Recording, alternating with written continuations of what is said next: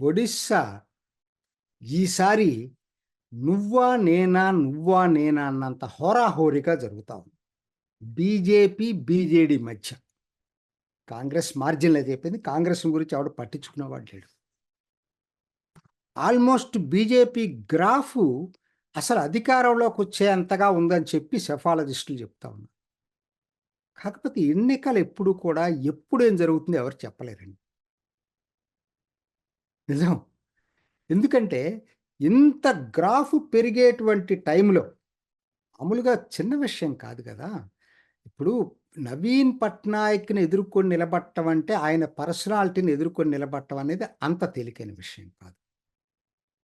ఇప్పటికి 5 సార్లు ముఖ్యమంత్రిగా చేశాడు. 24 సంవత్సరాలు పాలనలో ఉన్నాడు. ఎప్పుడు ఎవ్వరిని ఒక మాట అనని వ్యక్తి.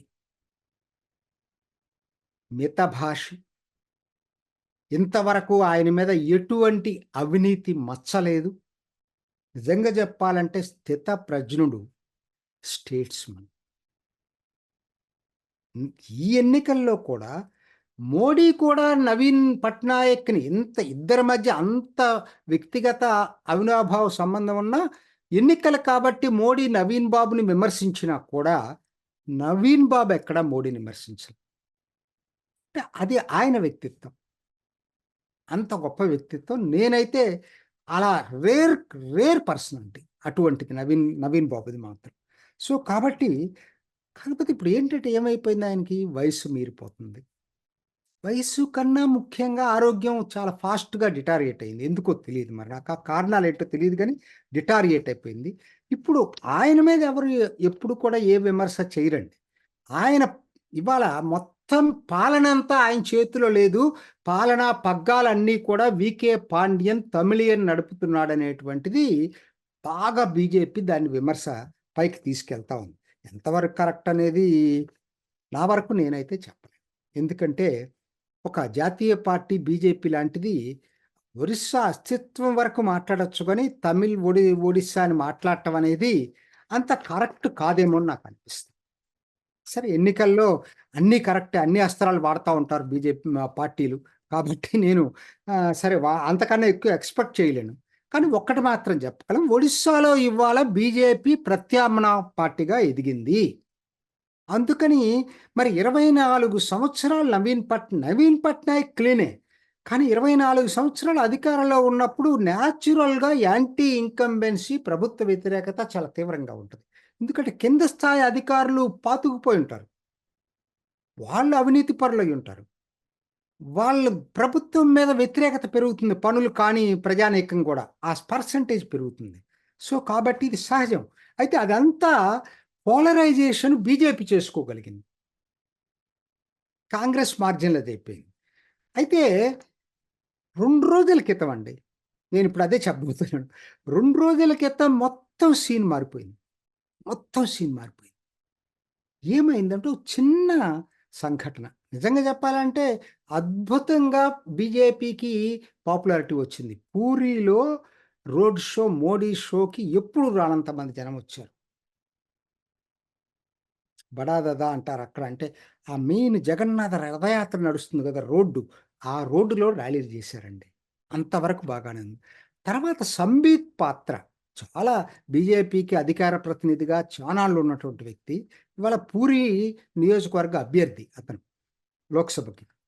ఆయన మీడియాకు వరుసగా ఇంటర్వ్యూలు ఆయన మీడియా పర్సన్ కాబట్టి ఎక్కువ ఇంటర్వ్యూలు ఇచ్చుకుంటా ఎళ్తున్నాడు. ఒక్క చోట స్లిప్ ఆఫ్ టంగ్‌లో ఒకటి మాట్లాడాడు. మాట్లాడకూడంది మాట్లాడాడు. అది ఒరిస్సా వాళ్ళకి అత్యంత ప్రీతిపాత్రమైంది.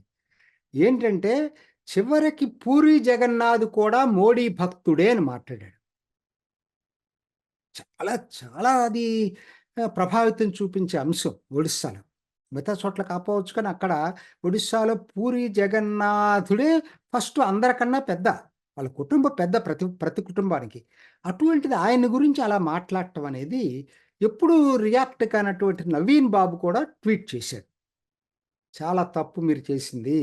దేవుడిని రాజకీయాల్లోకి తీసుకొచ్చారు. అది ఒక దేవుడిని ఒక మనిషికి భక్తుడిగా చెప్పటం అనేది చాలా మూర్ఖత్వం తప్పితే ఇంకేం కాదని చెప్పి మాట్లాడాడు. ఘాటుగానే ఇచ్చాడు. ఎప్పుడు ఇవ్వనటువంటి నవీన్ బాబు. దానికి నిజంగా అది కరెక్టే. చాలామంది రియాక్ట్ అయ్యారు. మిగతా వాళ్ళు రియాక్ట్ కావటాన్ని నేను పట్టించుకోను. అరవింద్ కేజ్రీవాల్, కాంగ్రెస్సు ఈళ్ళు అవకాశం కోసం ఇది చేస్తున్నాడు. నవీన్ పట్నాయక్ అయితే మరది నేచురల్‌గా ఒడిస్సాకు సంబంధించినటువంటి విషయం కాబట్టి మాట్లాడాడు. అర్థమైంది. తను స్లిప్ ఆఫ్ టంగ్ అనేది అర్థమైంది. అయితే నాకు నచ్చింది ఎక్కడనంటే సంబిత్ పాత్ర మిగతా నాయకుల్లాగా చాలా పార్టీల్లో చూశాను నేను. వాళ్ళు ఒప్పుకోరు ఒక పట్టాన. ఏందంటే మీడియా ట్విస్ట్ చేసిందనో చూడండి. జనరల్‌గా ఎవరినైనా అడగండి. లేకపోతే నేనట్లా అనలేదనో, ఇట్లా ఏదేదో చెప్తారు గదా! ఆయన అనలే. హానెస్ట్‌గా ఒప్పుకొని, నవీన్ పట్నాయక్కే రీట్వీట్ చేశాడు మళ్ళా సంబిత్ పత్ర. ఇది నాది వరసగా ఇచ్చుకుంటా వస్తున్నాను మీడియా దీంట్లో. నేను అన్నిట్లో కూడా ఏం చెప్తున్నానంటే, మోడీ కూడా జగన్నాథ భక్తుడే అని చెప్తున్నాను. ఆ ఛానెల్‌లో నా పొరపాటున అది నా మిస్టేకు. అది రివర్స్‌లో వచ్చిందది. స్లిప్ ఆఫ్ టంగ్ తప్పితే కావాలని అన్నది కాదు. క్షమించండి దీనికోసం. నా ఉద్దేశ్యం అది కాదని చెప్పాడు. హుందాగా. తప్పును తప్పుగా ఒప్పుకున్నాడు. అది నాకు నచ్చింది. అదే కాకుండా నిన్న సాయంత్రం ఒక ప్రకటన గూడా చేశాడు. ఏంటనంటే, ఒక 3 రోజులు ఉపవాస దీక్ష ఉంటాను. యాక్చువల్‌గా ఆయన 25 ఎన్నిక కటక్. అయినా కూడా నేను ఉపవాస దీక్ష ఉంటాను. ఎందుకంటే జగన్నాథుడి విషయంలో స్లిప్ ఆఫ్ టంగ్ అయినా జరగని అపరాధం జరిగింది కాబట్టి, నేను ఉపవాస దీక్షతోటి ప్రాయశ్చిత్తం చేసుకుంటానని చెప్పి సంబిత్ పాత్ర చెప్పటం కూడా కొంతవరకు దాన్ని తగ్గించే అవకాశం ఉంది ఆ సివియారిటీని. ఇంతవరకు బావుందండి. అయితే ఇది ఎట్లా మారబోతుంది? ఎందుకంటే ఇప్పటివరకేంటి నేరేషన్ అంతా ఎలా ఉంది?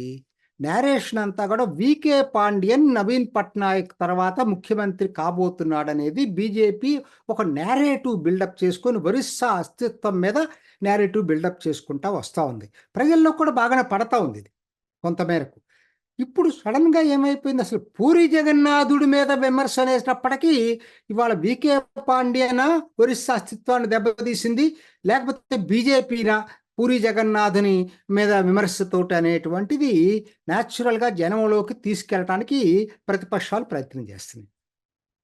ప్రతిపక్షం అంటే అధికార పక్షం ఎక్కడ బీజేడీ. తర్వాత కాంగ్రెస్ అయితే ఇంకెక్కువ తీసుకెళ్తుంది గదా! నేచురల్‌గా వాళ్ళకేమి లేకపోయినా తీసుకెళ్తుంది. సో, కాబట్టి జనం ఎలా చూస్తారు దీన్ని?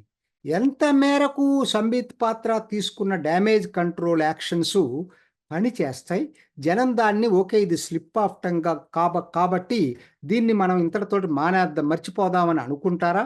లేకపోతే దాంతోటి రియాక్ట్ అయిపోయి వైల్డ్‌గా రియాక్ట్ అయ్యి వ్యతిరేకంగా ఓటేస్తారా? తెలీదు మనకి. బట్ నిన్నటి వరకు ఉన్నటువంటిదేంటంటే 'వీకే పాండ్యన్' మీద నేరేటివ్ వ్యతిరేకత ఉంది. తమిళియన్ ఎట్లవుతాడు అనేది.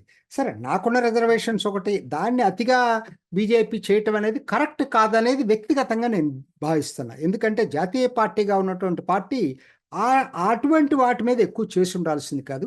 ఇప్పటికి 2 ఫేజులు అయిపోయింది ఎలక్షన్. ఇంకా 2 ఫేజుల్లో ఉంది. 25 ఉంది. 1 తారీఖు కూడా ఉంది. సో, ఎలా రియాక్ట్ అవుతారనేది వేచి చూద్దాం. కాబట్టి ఎన్నికలనేవి ఎప్పుడూ కూడా వారం రోజులు అవసరం లేదండి. ఒక్కరోజు చాలు.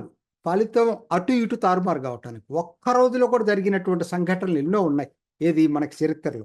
సో, కాబట్టి ఏం జరుగుతుంది? ఈ 2 పేజీల్లో ఎలా ఓటైపోతున్నారనేది ప్రతి ఒక్కరూ ఆ ఆ ఆసక్తిగా ఎదురు చూస్తున్నారు.